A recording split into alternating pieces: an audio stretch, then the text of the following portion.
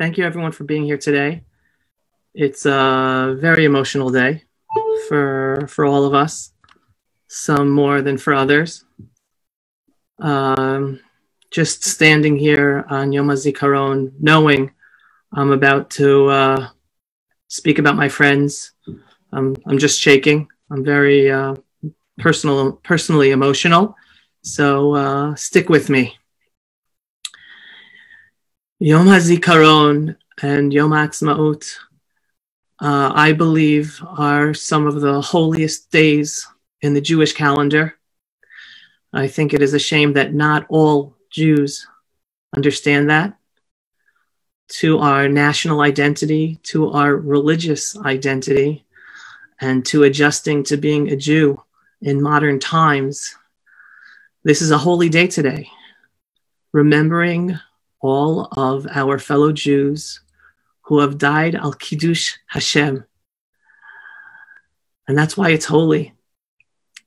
And before talking about my friends, including Ari, Fold, including Yaron Chen, Damien Rusevsky, and Yoshua Friedberg, I just want to bring a little anecdote that I just learned today from Rav Soloveitchik, the Rav Zatzal. Rav Soloveitchik was asked about the holiness of the Israeli flag. And he answered, listen, according to halakha, according to Jewish law, we don't put holiness into physical things, of course, unless, of course, God told us that they have holiness. Right, of course, for Mishkan, for the Mishkan, for the Beit HaMikdash, for different things, for the Sefer Torah, things that we have been told a mitzvah from the Torah, it's holy. That is holiness. But other than that, Torah doesn't give over anything to physical things, holiness to physical things. He goes, but according to Jewish law, when someone is killed al Kiddush Hashem, he is buried in his clothing. That person who dies al Kiddush Hashem doesn't need tahara, because the fact that he died al Kiddush Hashem, he's already tahor, and the actual act of tahara is not needed. And in Israel, that flag sometimes is used for that person who dies al Kiddush Hashem.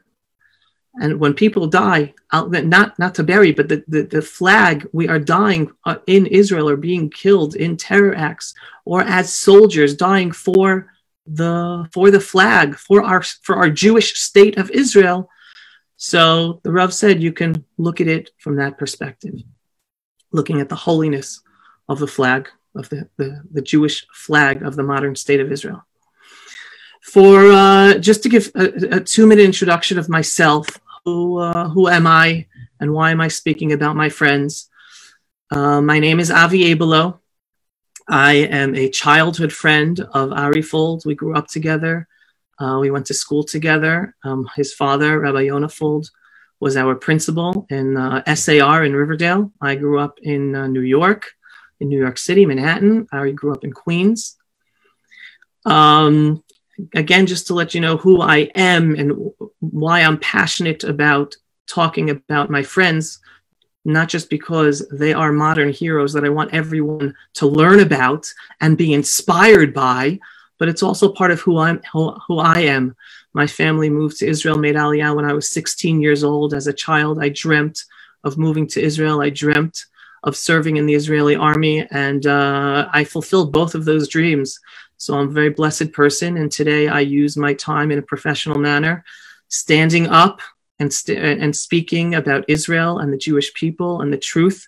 Ari was not only a close friend from my childhood and a close friend today because we were neighbors here in Efrat, but we were partners in standing up for the truth about Israel and the Jewish people. And that is, I'm blessed to be doing that each and every day with the work that I do.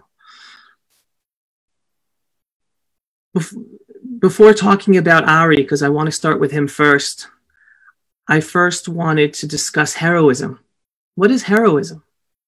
What is a hero?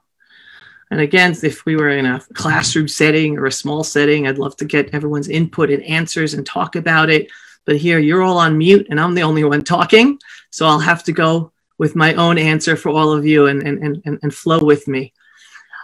To most of us, when we think of heroism, we think of heroes. We think of military heroes. We think of heroic acts of soldiers. That's the hero. Believe it or not, Judaism gives us a very clear and succinct answer to what heroism is. If we all go back to our studies of Pirkei Avot, there is a very famous teaching of our rabbis, Ezehu Gibor HaKovesh et Yitzro. Rabbis teach us right there in Pirkei Avot. Who is a hero? Who is a Gibor? He who overcomes his natural inclinations.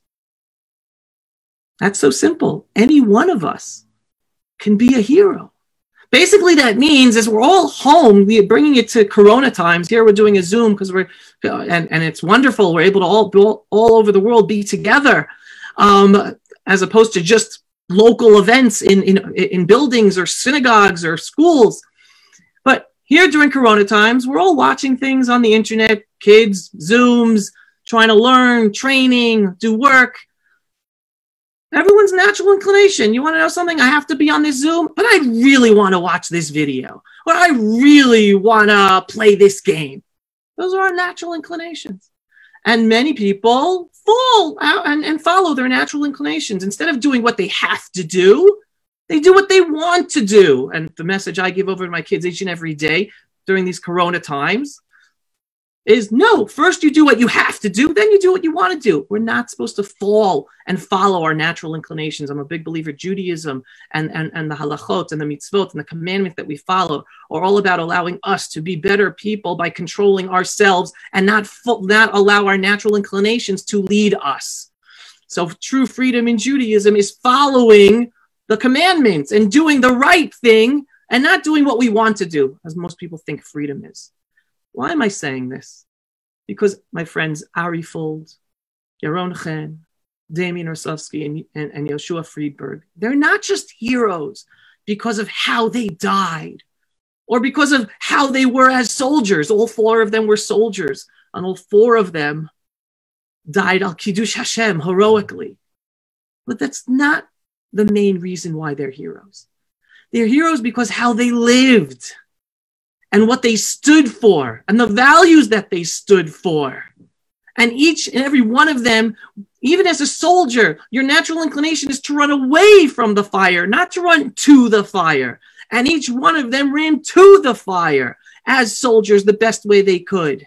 And in their lives, even without soldiers, following their values, their Jewish values, being proud Israeli soldiers, standing up for their people as Israelis and Jews. It's how they lived their life that they were heroes, not just how they died. So now I want to start with a video of Ari Fold. So please hold on. Host, can you allow me to do screen sharing?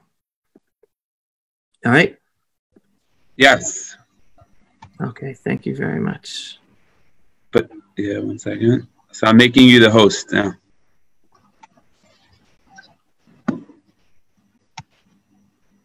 Okay.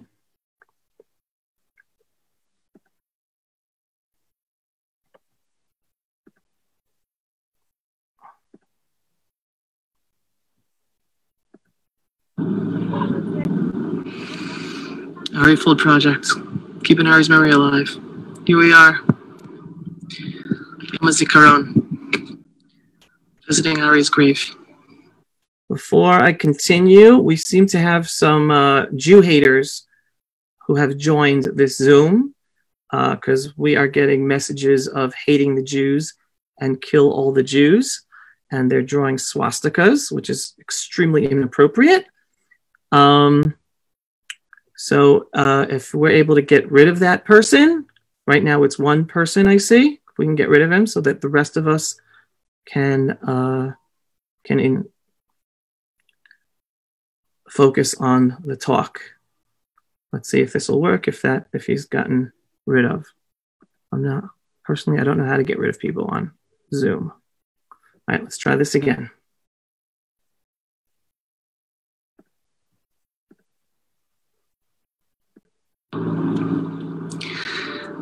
So today you are all watching this on Israel Memorial Day, Yom Hazikaron. But this is really the day before Yom Hazikaron, because during these times of Corona, they don't want, the government has closed off all of the cemeteries so that Corona won't be spread on this holy, holy day where we honor our heroes. And usually the cemeteries are filled with people. So I'm here today with my son visiting Ari on the day before. Avi, I took him out. I kicked him out. Okay, let's try this. I'm really sorry. There's nothing we could do about that. Okay, that's what the Jew haters are doing, and we are here talking today. So 1 second, Avi, when you screen share, I'm gonna give you the. When you screen share, you have to take off annotations. Okay, I'm gonna make you a host right now. Okay. You have to go on the more. You have to click more when you screen share, and you have to remove all annotations. Okay, let's do this again. So no one's able to scribble. Mm-hmm. Oh gosh. Avi, were you able to do it? Yeah, let's see if it works. Now screen share again. Patience. Okay. Appropriate people.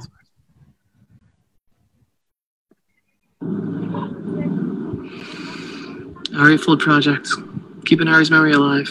Here we are. Yom Hazikaron. Visiting Ari's grave. So, today you are all watching this on Israel Memorial Day, Yom Hazikaron. But this is really the day before Yom Hazikaron, because during these times of Corona, they don't want, the government has closed off all of the cemeteries so that Corona won't be spread on this holy, holy day where we honor our heroes. And usually the cemeteries are filled with people. So I'm today with my son visiting Ari on the day before Yom Hazikaron. Ari was a friend. Ari was a child friend. Ari was a partner in spreading the truth about the Jewish people in the land of Israel and about keeping up our pride to make us a proud people and a proud nation and a proud country. He was also a neighbor and also a current friend. And I miss him in all those ways. And my children miss him as well in the community. The one message I want to give over to everybody that really encapsulates the Lion of Zion is actually a line in prayer that we say all the time. Hashem oz la'amo yiten. Right? God has given courage and power and strength to his people. Hashem yivarech et amo b'shalom. And God gives those people, his nation, who stand up in pride and stand up for themselves, he will give them peace. That is what Ari stood for. That is what so many Jews still need to learn. Peace will come when the people of Israel internalize that we must be strong Jews, strong in our pride as Jews, and strong in standing up for ourselves as a nation, as a people, and a country. That is the message Ari stood for and gave over to everyone. And he and I are the true peace activists. because we know true peace is only going to come. God promised it to us. Hashem oz la'amo yiten, Hashem yivarech et amav shalom. Only when we have oz, only when we have courage and strength to stand up for ourselves, will truth and world of peace come. So it's because he was such a fighter in the army and such a fighter for truth, that Ari was the true peace activist, together with all the rest of us here today that continue the work that we did with Ari today, with him in spirit. Ari, we miss you, and we're keeping you alive. Yehi zichro baruch.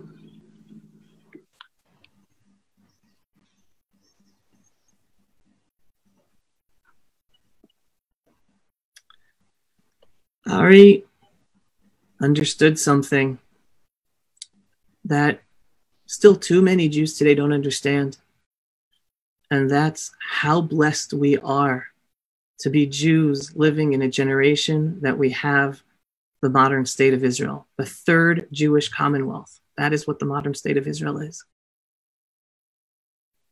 He comes from a family of Holocaust survivors, his grandmother, and he learned from his grandmother how blessed we are to be able to have in Israel, and he internalized that.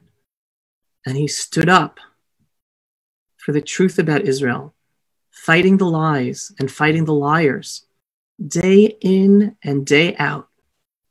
He hardly even slept.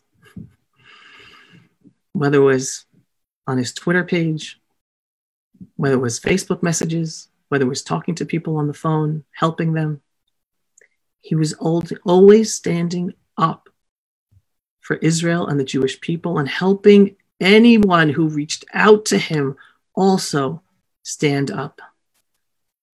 And it was all about telling the truth. That's why he was the Lion of Zion. He was a fighter for the truth, and all based on understanding how blessed we are to be the Jewish people living today with the modern state of Israel, after 2,000 years of exile and persecution and not being able to defend ourselves at all. And yet today we live in Israel, and there are Jews who don't appreciate that. There are Jews who look at Israel and at Israel as the evil one, as the one in the wrong. They're totally off their rocker. And Ari would have said things much worse than that. But it was about him living a life day in and day out of helping fellow Jews be proud Jews, proud of their Jewish identity, proud of the Torah, regardless of how religious, and proud of the state of Israel. So Ari's heroism is not just how he died as a hero. And for those of you who are unfamiliar, I will fill you in. Ari, unfortunately, was stabbed going shopping at the local shopping center by a horrible, horrible terrorist.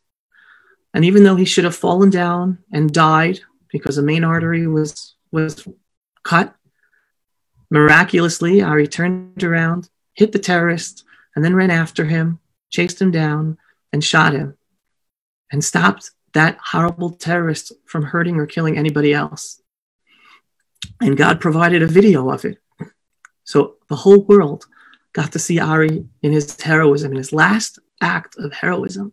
But again, that was the last act after a full life of heroism.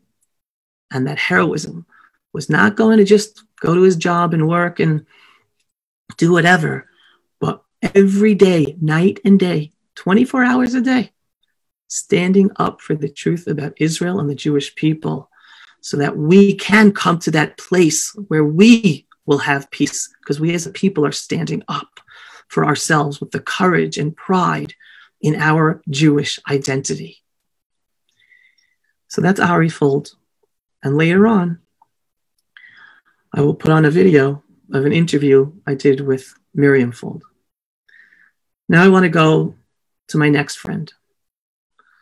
My next friend, his name is Yaron Chen. Yaron and I went to yeshiva together. After I made Aliyah, when I was 16, then I went to a Hesder program, studied in yeshiva, went to the army, Yaron was one of the guys in yeshiva with me. And great guy. Great guy. Really nice. Anyone new came to the yeshiva, it was Yaron who greeted them, helped them. What do you need? Really, a giver. Such a nice guy. He was very active in the Bnei Akiva youth movement as an advisor. Great advisor, really dedicated to his kids. And unfortunately, when we went to the army, I went to Golani to be an infantry soldier. He went to be a tatzpitan, like an outlook position, to scout, to be able to scout for the fighting troops, to tell them where things are happening, where the different kochot, where the chayalim should be put in order to take care of things. So he went to that, and unfortunately, during our service, he was kidnapped by Hamas terrorists, and they were planning on kidnapping him and using him as ransom in order for Israel to then be bribed to release hundreds, if not thousands, of Hamas prisoners, terrorists. But Yaron, again, not only he died like a hero after living like a hero, Yaron fought the 4 terrorists in the car, and they ended up killing him in the car, not giving them the satisfaction of allowing them to use him as bait to release Hamas terrorists from jail. And they killed him in the car after he fought them, and then they burnt the car. And the army found his body soon afterwards. So now I want to show you a video of my friend visiting his kever, Yaron Chen.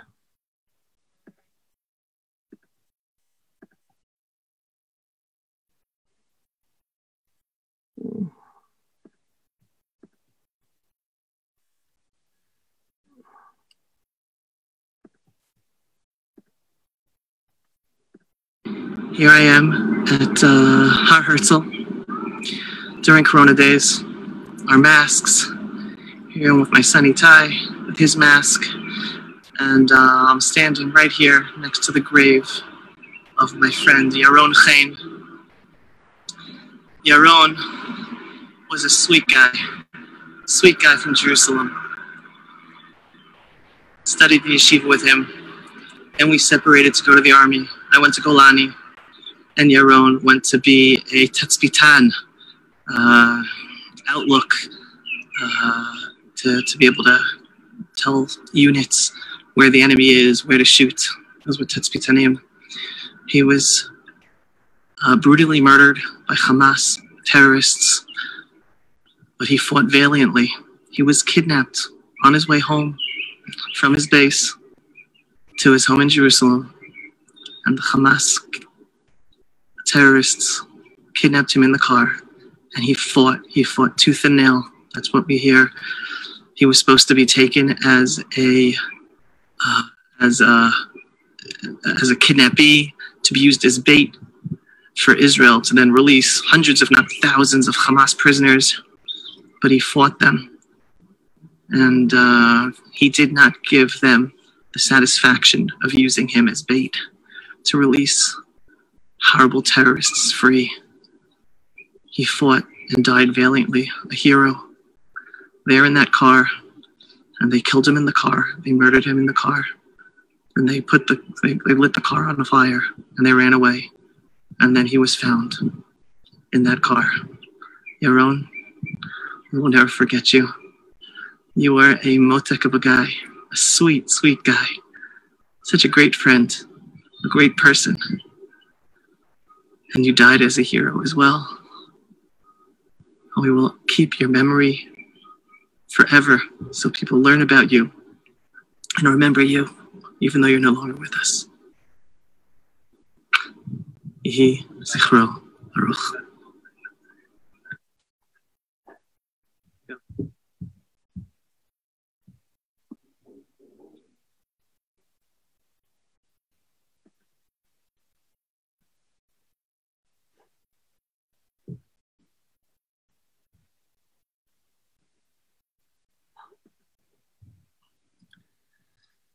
I mentioned before that Yaron was a loved advisor in Bnei Akiva. And I wanted to share with you a letter that he wrote when he was an advisor. I'll just bring it up on the screen right now. So one of the kids in his snif, in his group, in his community in Jerusalem, their family had to leave, had to go abroad, and the boy was sad, and Yaron wrote him a letter, and I'll read it in English, in Hebrew, and then I'll translate it into English. All right, and this is part of the letter. Anu ha'am ha'yehudi, we are the Jewish people. Ein lanu makom acher chutz me'eretz Yisrael. We don't have any other place except for the land of Israel. Kan beitenu, this is our home. V'zeh ha'makom ha'yichidi bo anu yicholim lahargish babayit. And this is the only place in the world that we can feel at home. Lihitlabesh ech she'anu rotzim, wear the clothes we want to wear. Lahavir et da'atenu b'chofshiyut, be able to say what we want to say freely and not worry. Logur efo she'anu rotzim, to live where we want to live. V'af echad lo yomar lanu ma la'asot, ki zeh beitenu, and no one will tell us what to do because it's our home.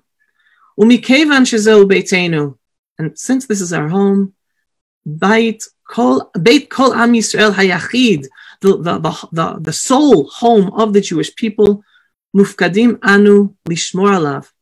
We were given the responsibility to guard it.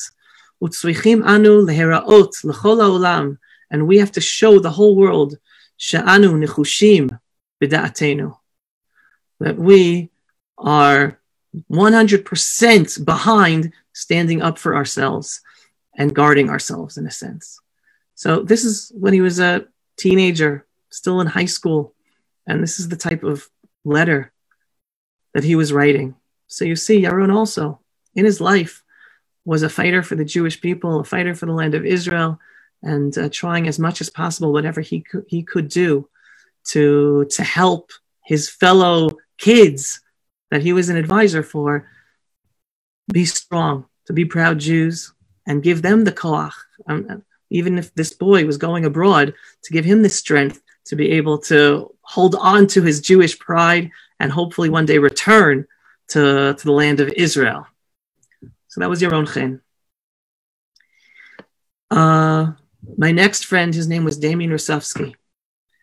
Damien is buried up north, so I was not able to go to his kever, to his grave. But I'm trying to give a face and stories to each name. So I have my yearbook, right, from my Army service, and I wanted to show you who he was. This is Damien right over there, and just read you what was written about back then about Damien. This is when we were still in the service, before he was killed. Chayal Tov Umashkia, right? Damien, again, and this is written in prose, in a poem form. You were a good soldier and you gave your all. Yatzal Chofshim Ba'ofen Maftia. You went out to the medical course to be a medic in a surprising way. After 3 months, you returned to us. And then some not so pretty language was used in order to say, but you never got depressed, you never got upset. Tachboshot v'tziyudim nylon bli sof. You had all this medical equipment always on you. Ulabad echad shoef lahagia basof. And you wanted to go be a officer. You wanted to go to officer's course. Asur la'iro to lishmirot. No, it's forbidden to wake you up for guard duty at night. Ki ito batuach tariv makot, because you're going to be very upset at anyone who wakes you up. So that's just a little funny anecdotal story from our yearbook in the Army from Damien. But Damien, like me, an immigrant from America, like Ari, an immigrant from America, Damien was an immigrant from Argentina, who his family moved to Israel when he was around 14, 15 years old, if I'm not mistaken. And he also had extreme high motivation to be a soldier in the Israeli army. Extremely high motivation. And as you see, even when we were in basic training, even in the beginning, already he was going high. He wanted to be an officer. When towards the end of our service, there was a horrific terror attack at Tzomet Beit Lid near Netanya. And it was the first time actually that it was a double suicide attack, or double bomb attack specifically. I think it was 2 suicide bombers, if I remember correctly. This was a place where we used to go to every Sunday morning to get picked up from the army. It was one of those places where soldiers used to go on Sunday mornings to then get picked up by the buses and go to their bases. And Damien went there together with tons of other 30, 40, 50, 60, I don't know how many other soldiers were all there waiting. And a suicide bomber blew up. And tens of soldiers were strewn on the ground, killed and injured. And I think at the time Damien was already an officer, but he was also a medic. So he was one of the first guys to run and give first aid treatment to those to try to save. And the terrorists, those evil terrorists, then the second suicide bomber blew himself up, killing all those first responders. And Damien was one of them. And he lost his life there in that horrific terrorist attack at Tzomet Beit Lid. But again, it's not just how he died that Damien was a hero. It was how he lived his life, that he was a proud Jew, that he was excited to be a Jew from Argentina, moving and living in Israel. High motivation to be the best soldier he can be to defend the Jewish people in the land of Israel. And that's how he lived his life. And then that's how we remember him. And then he was killed heroically in the terrorist attack. Okay, this final friend I want to talk about is Yoshua Friedberg. Yoshua Friedberg, I actually was not zoche, I was not privileged to have as a personal friend. I knew of him at the time. I had a lot of mutual friends, but I personally never met him. But he was a very, very close personal friend and brother in arms with Ari Fold, Hashem Yikom Damam. They served together in the same Golani unit. And I'll put on this next video of visiting Yoshua's kever.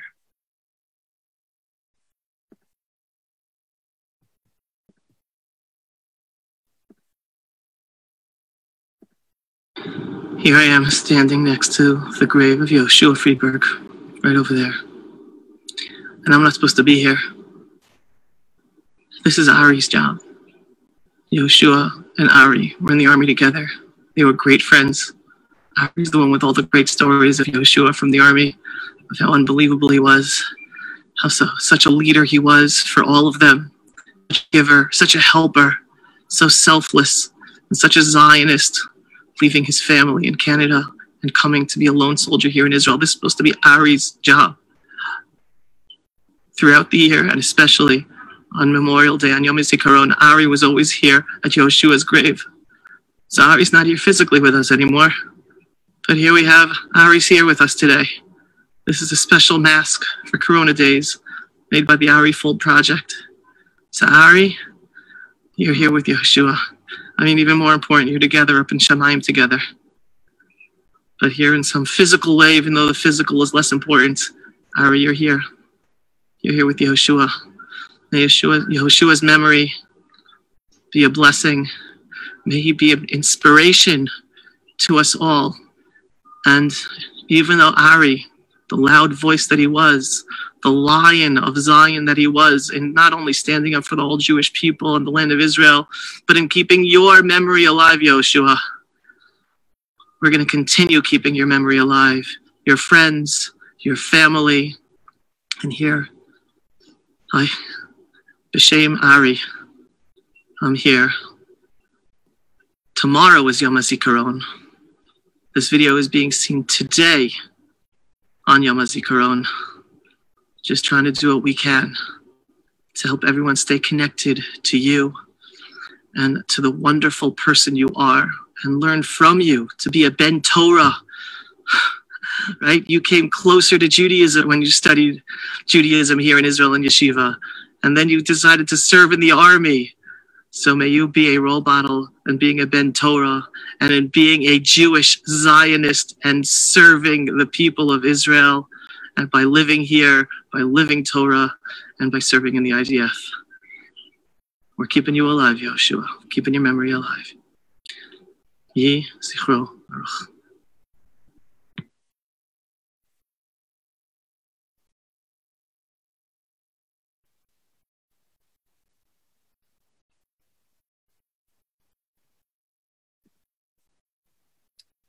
So, as I said before, I didn't personally know Yoshua, but I do want to share with you two stories that I've heard about Yoshua to understand also how he was a hero in his life and not just in his death. And for those of you unfamiliar, Yoshua was also a motivated Jewish soldier, and he was excited to be an officer in the Israeli army. And he was sent from base, where he was on base with Ari and the rest of his unit. He was sent on base to go to a different base for his testing to be an officer for officers course. And after a day or two, no one heard from him, and it ends up that he was also kidnapped and killed before he was even able to get to the army base for the tests for the officers course. But it was Ari's unit that found Yoshua on the side of the road, because all different army units were sent all over the place to look for him. And it was Ari and his unit who actually found Yoshua on the side of the road in some ditch, shocked that their friend, who one of the best of them from their unit, going to be an officer, hopefully, found dead and killed by terrorists. So two short stories about Yoshua. The first one I actually heard from Steve Levitt. Steve Levitt, a close friend of Ari Fuld and Yoshua Friedberg. He was from the army as well. He was with them in the beginning, in the unit with them. And he told me the story, I think, and today Steve runs the Ari Fuld Project, the special organization keeping Ari's memory alive today, and his values and his teachings alive for everyone to still be inspired by who Ari was. So Steve told me the story that on that first day when they went to the army, and Steve, if you're listening at any time and I make a mistake, please forgive me, but on that first day that they went to the army, you have to get your equipment, and you go down the assembly line to get all your different pieces of equipment. And at some point, Steve turns around and he goes, "Oh my God, someone took all my equipment. I don't know what happened to my equipment. All this equipment were gone. Like, you have a big kit bag, a big bag of all your stuff. It was gone." And I guess one of the first person he told was Yoshua Friedberg. And he told Yoshua, "I don't know what to do. You can get into trouble. You have to pay. You can get into trouble. You can get punished. Your first day in the army, you're like scared out of your mind. What's going to happen to you?" Yoshua said, "Don't worry, I'll take care of it." And a minute later, Yoshua came back with a whole new kit bag full of equipment for Steve. And Steve's like, "Unbelievable. Who is this guy? How did he do that?" And he was very thankful to Yoshua.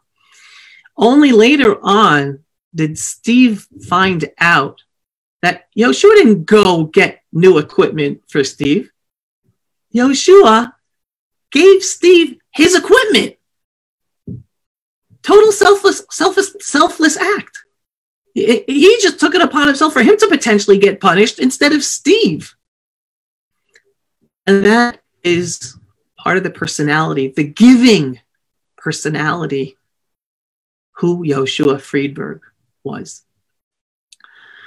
And the second story of Yoshua, I actually saw a video for whatever reason, again, I'm a believer, I'm a religious person, God made it happen that Yoshua was interviewed on Israeli television when he was a soldier. So there's actually video footage from an Israeli television program of Yoshua Friedberg being interviewed. And it was at a time when there were terror attacks taking place in Israel. And it was very, very hot, dangerous, being a soldier, trying to take care of the terrorists and all the terror activities. And the interviewer, the TV host on Israeli television, asked Yoshua, like, what are you doing here? This isn't your fight. You're from Montreal, Canada. Like, what are you doing here? And Yoshua was like shocked at the question, like, why are you asking me that? He said, I'm a Jew, and this is my home. And if your house is on fire, do you run away or do you run with water to try to put the fire out? He goes, well, this is my house, and there's a fire, and I'm going to run take care of the fire. So that really shows you the personality, the persona, the proud Jew, once again, the proud Jewish Israeli, the proud soldier who Yoshua was.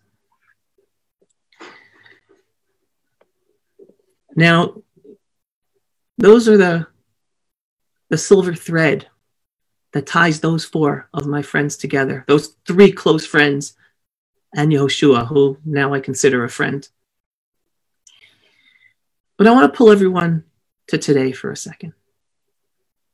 Today, we're all living in these corona times. And on the one hand, it's scary, very scary.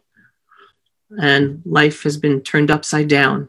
And instead of us having Yom Hazikaron, Israel Memorial Day events in synagogues or in schools, here we're doing it in Zoom for the whole world to be able to take part in, no matter where we are. So that's the positive side of taking advantage of this crazy, unreal situation we're in.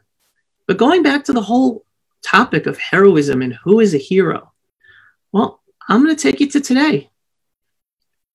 The doctors and nurses today in the hospitals, they're all heroes. Because again, Judaism teaches us who is a hero. Ezu gibor hakovesh et Yisrael. Those who give in to their national inclinations, their national gut feelings of what to do. Well, if I have to go take care of people who have a deadly virus that I can get and then it could spread to my family, I'm going to run away from that. That's where your natural inclination goes. But yet these dedicated doctors and nurses, even with that big fear that they might get infected themselves and infect people they love, each and every day, they are going back to do their jobs, to take to their hospitals, to their clinics, to take care of people with the coronavirus.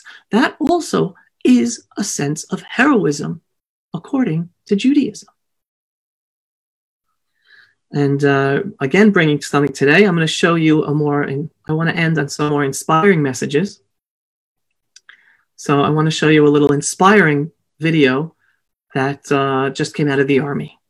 So bear with me as I share my screen to be able to put this video up for you.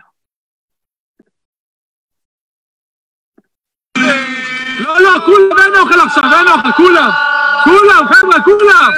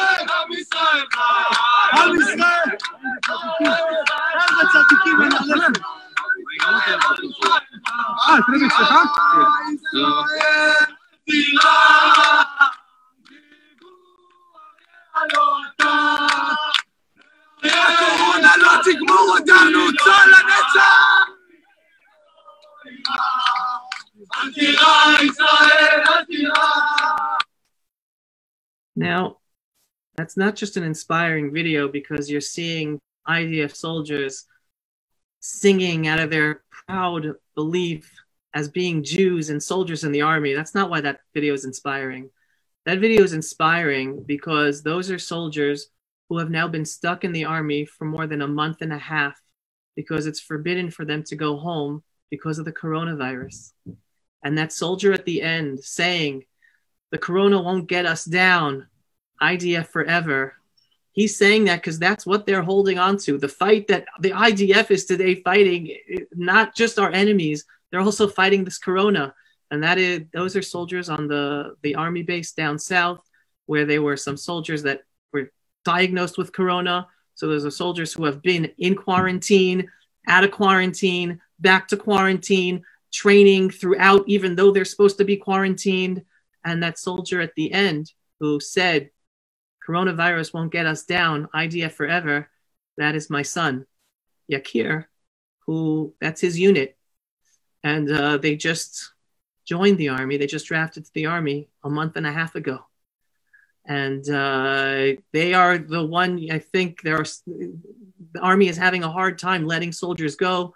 My wife and I were just looking over Facebook over the weekend. Little by little, you see families posting pictures of their soldiers, children coming home after not being home for a month, not being home for 28 days, etc., etc., etc. We're still here waiting for him to come home, for him to be released from his unit. But that's also a sense of heroism because not everyone can deal with it. You want to go home. He looked at his schedule and they were supposed to be home already 3 times during this month and a half, and yet they're not home once. I never was in the army for a month and a half, not without going home, unless it was wartime. And the heroism that they're holding on, the fact that they're singing Am Yisrael Chai after being stuck there for a month and a half of training and not going home, that also takes a heroism, not falling into their natural inclination to be disappointed, to be angry. I don't want to get up. I don't want to do this. Because sometimes that happens to you. That's it. But to stand up and do what's right and continue doing what's right with the right attitude, that also is a form of heroism. And it's holding, and for them, those soldiers, it's also holding on to that pride. Why are you there? Why are you a soldier and doing as much as possible? So now I'm going to share with you a special interview I did with Miriam Fold yesterday. As I said earlier, Ari, we're neighbors, family friends. And again, during these social distancing times, I'm able to go and interview Miriam, but staying away. So here's a very, very special words in the interview with Miriam Fold.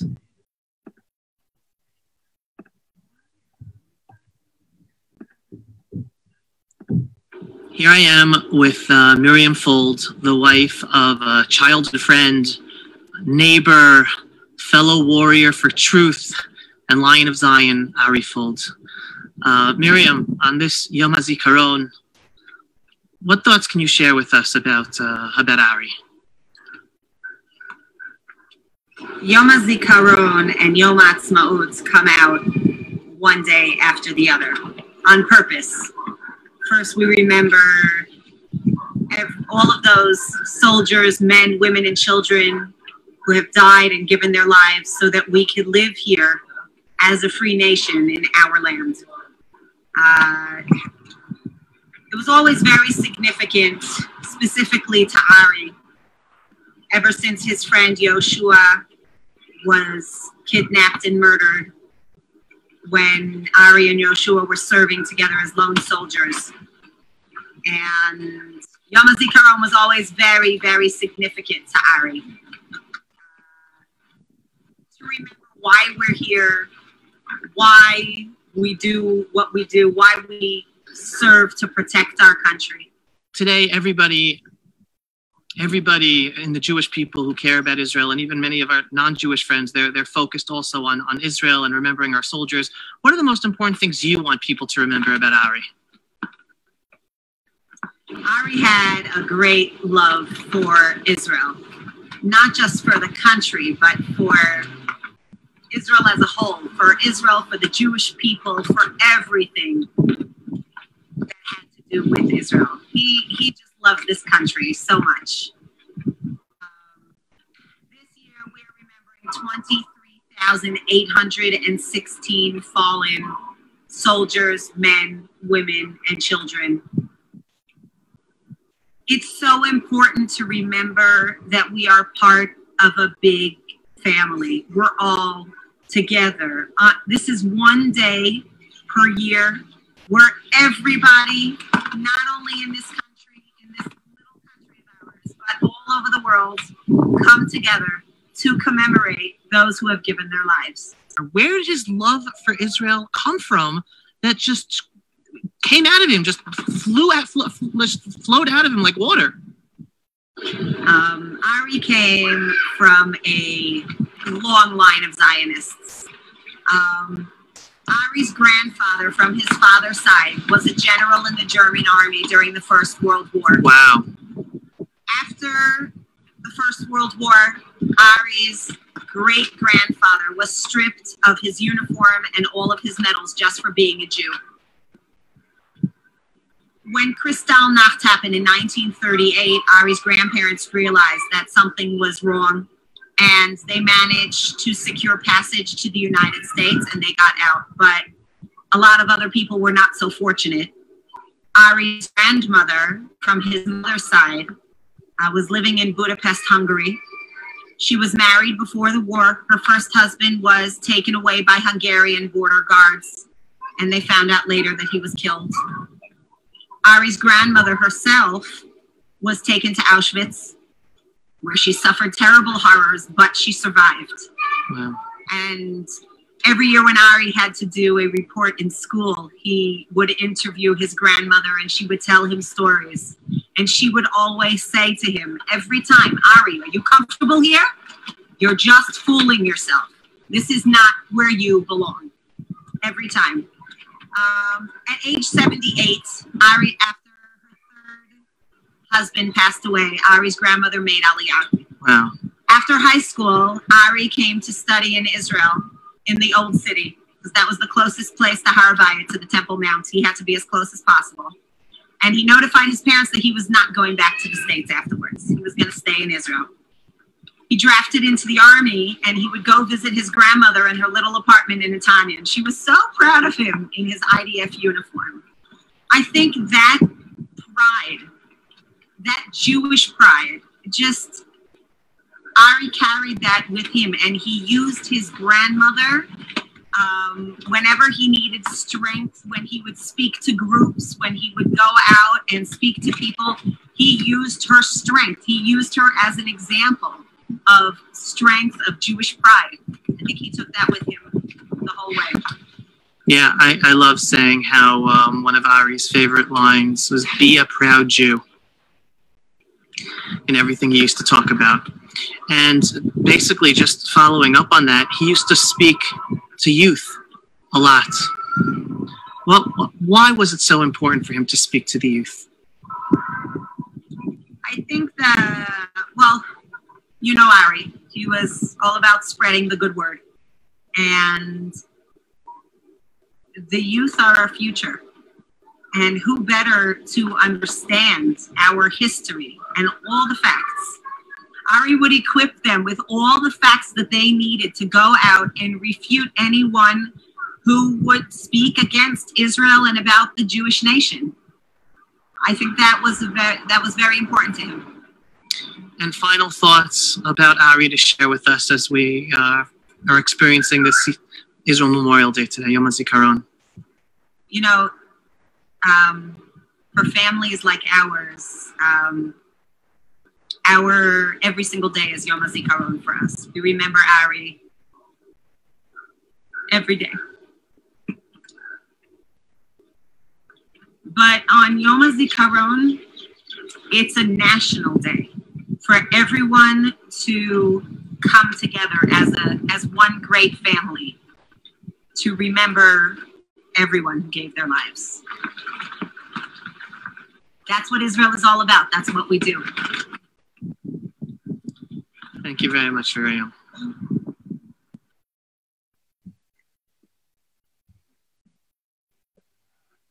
I thought it was a nice, would be a nice segue after listening to Miriam just talk about Ari, that we now hear another mother who also is a wonderful, wonderful spokesperson for Israel and the Jewish people, and also for humanity. Her story is one of the most inspiring stories around. And if you've seen this video before, please forgive me. I've seen it many times, and I still want to watch it again. But I'm talking about Miriam Peretz. So for those who don't know her story, you're about to hear it. And then we'll finish up and wrap up after that.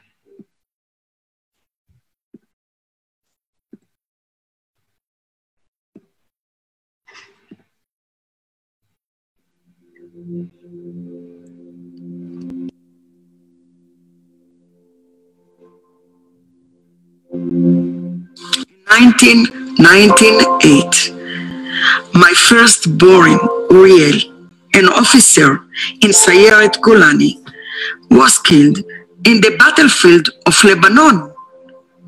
And if it's not painful enough, my husband Eliezer, unable to bear the loss of Uriel, he passed away of broken heart. My second son, Eliraz, 32 years old, father of 4 little children, was killed fighting terrorists in the Gaza Strip. So how I continue? You know, to bury 2 children, it's not normal. When I come to Mount Herzl on the Memorial Day in Yom Hazikaron, I made a very, very difficult choice. I need to choose which grave to hug first, because the grave of my children, there is 2 meters between Uriel and Eliraz. And for me, the 2 meters, this is Kriyat Yam Suf. I'm drowning and I continue. Why? Because for what my children have fallen? For what? I paid the ultimate price of our country's survival. They let me to continue. And my victory is to continue to live. My firstborn Uriel was so young when he became to be soldiers, and he became an officer. And he know that he will die because he wrote it. I find a little notes in his packet. It's a sentence from Harav Kook. כל מה שהתשובה מתעמקת יותר, הולכת יראת המוות ופוחתת. For what he fought, he know the answer. So I teach the soldiers to know the way, where are you going? For what you fought? And for what you also maybe pay your life. Every time when my son Eliraz come back from Gaza, from Lebanon, first he came to Beit HaMidrash. He was so tired. And he came to Beit HaMidrash to learn. To learn. He never lose one day of learning Torah. Even he was a deputy commander of Battalion 12. The source of my son Eliraz come from Beit HaMidrash. This is my son Eliraz. And you know, not only the people in Eretz Israel need to remember the death of these soldiers. Also all the Jewish people around the world. We are together, even you didn't fight with us, but you are with us in your heart. So the soldier of Israel, when they fought, they think about you. We are together in this dream. And everyone, he need to ask himself how I can be deserving of these children that died for us. Don't forget, every day is a memorial for me. I didn't need the Memorial Day. The Memorial Day is for all the Jewish people around the world. To remember them, it's mean to take some characters of these children. If they love Eretz Israel, ask yourself how I can love Eretz Israel. If they were people that do chesed, like my children, how I can do chesed. To learn Torah, to continue to be connected with this nation from Beit Midrash. It's also one of the ways that we remember them, that we remember the source of them. Every way that you do to be a good people, and people that wish not for war, wish for peace. And maybe Hashem will send us peace to all the world.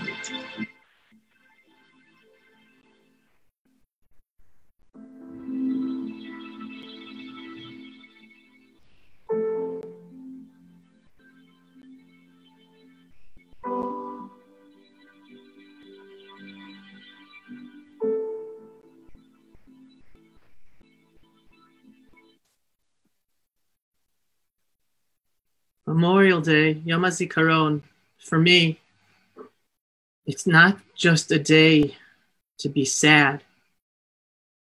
It's not just a day to focus on the loved ones, on our friends, on our comrades in arms, on the neighbors who have been lost, Al Kiddush Hashem, sanctifying God's name, to ensure that we have a state of Israel, the Jewish state of Israel. It's not just about being sad. It's about reminding us what we are living for.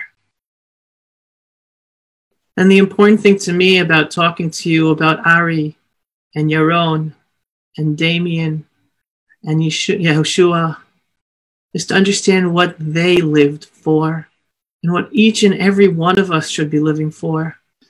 In Judaism, God tells us, V'chai behem. We're supposed to enjoy life. My grandfather used to say, I love life, I love living. We're supposed to make the most of our life. And for us, for the Jewish people, we go from this sad, holy, holy day. I believe one of the holiest days of the year, Yom HaZikaron. We go from this sad, holy day straight to unbelievable celebration, because that's what life's about. It's about celebrating, but you can't celebrate. You can't appreciate the celebration unless you know what to celebrate. And when I was a soldier serving in Lebanon, in southern Lebanon, I remember standing on those Lebanese mountains and looking over into Lebanon and then turning around every once in a while to look over into Israel and seeing all the lights of northern Israel all the way down, thinking to myself, wow, how blessed I am to be a Jewish soldier. I'm not just guarding over all the Jews in northern Israel and Israel, I'm guarding over the whole Jewish people. Blessed to be in a generation where we have sovereignty in our ancestral homeland once again. Blessed to be living in this ancestral homeland, and blessed to be a soldier standing up to defend my people. And it all goes back to the basic ABC that Ari Fuld lived for and taught, that Yaron lived for and gave over as an advisor, that Damien lived and gave over in his activities, and that Yehoshua lived in who he was, being a proud Jew. So as here in Israel, we are ending this Yom HaZikaron Memorial Day, and I'm leaving here, I'm going to go shave and get into celebration mode for one of the most miraculous days of the Jewish year. And honestly, I don't understand any Jew who does not celebrate Yom HaAtzmaut, Israel Independence Day, going crazy in happiness and celebration because of the amount of miracles God performed to bring about the fact that we have a state of Israel today. All the miracles in 1948 and every day since then, we are a living miracle. The existence of the Jewish people is a living miracle. It makes no sense on any rational, logical manner. And the existence of the state of Israel makes no rational matter with all the enemies out there surrounding us, trying to destroy us at any given moment. We are living miracles. And how people cannot say thank you. Take a step back. We're supposed to have an attitude of gratitude. That's what Judaism is about, always thanking God. Ari lived for that and gave that message. Everyone, they died, al Kiddush Hashem, being thankful to be able to be soldiers or be Jews or be able to live in Israel. So we're going to celebrate tonight. I leave from here to shave and then go have a celebratory davening, tefillah, with Hallel, to bless God and thank him for the living miracle that is the state of Israel and for us to be enjoying that. So what I want each and every one of you to take from this, not only the sadness, but the inspiration of who Ari was, Yaron, Damien, Yoshua, Miriam Peretz and her boys, and her as an inspiration, as an inspiring person, and the message that Miriam gave us all, to deepen your own pride in your identity as Jews. And if you're not celebrating like you should for Yom HaAtzmaut up until now, tonight, go crazy and celebrate. And if you're not living here in Israel yet, make those plans. There's always a reason to push it off. Make the time now, and you make it the right time. Start making the plans. Come home and start taking part in helping us make this miracle be the best miracle ever. Thank you, everyone. And as we go into Yom HaAtzmaut, Chag Yom HaAtzmaut Sameach.